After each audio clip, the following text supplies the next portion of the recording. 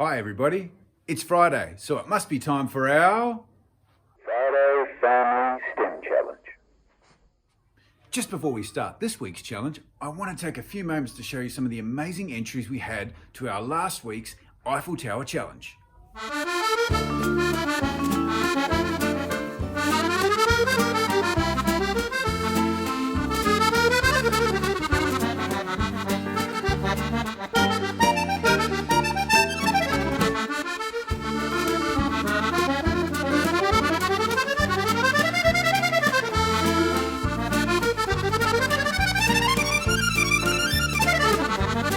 Stay tuned to the end of this week's show to find out who won the $50 Uber Eats voucher. For this week's challenge, you'll need some masking tape or some duct tape. You'll need a small paper cup that you can cut up. You'll need some patter pop sticks or some sticks from outside. Some string. Watch out, Mr. Pulley, it's getting around your head.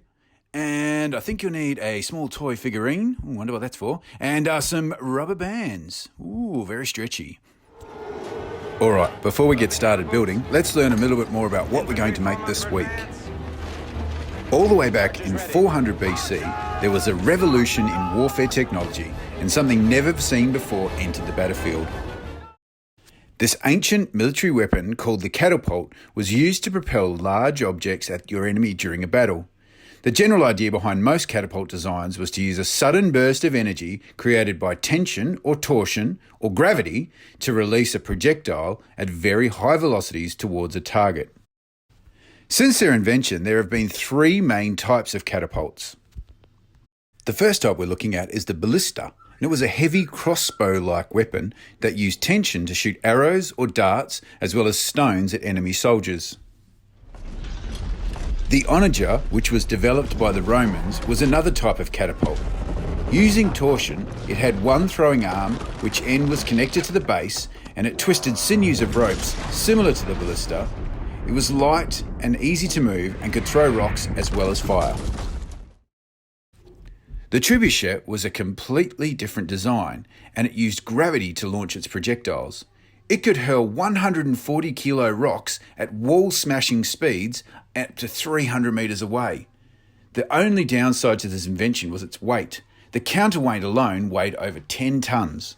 Catapults were an important strategic weapon for many years. They were even used in World War I to launch grenades. However, with the invention of more powerful weapons that used gunpowder and explosives, catapults became obsolete technology. However, modern-day steam-powered catapults can be seen in action on large aircraft carriers as they help propel planes up to speed over a short distance to allow them to take off from the deck of a boat.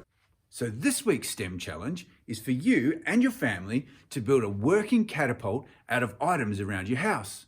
You might then want to try and shoot a toy figurine as far as you can with your catapult. Make sure you're supervised by your parents before you load your catapult and shoot it. Oh, and make sure that you test it outside. You don't want to break any of those precious china plates that your mum and dad got for their wedding. Don't forget to take a photo or a video of your catapult working and send it through to us here at school or post it in the comments section below. And make sure you tune in next week to find out who the winner of this week's STEM challenge is when we present to you our next Friday Family STEM Challenge. Have a great weekend.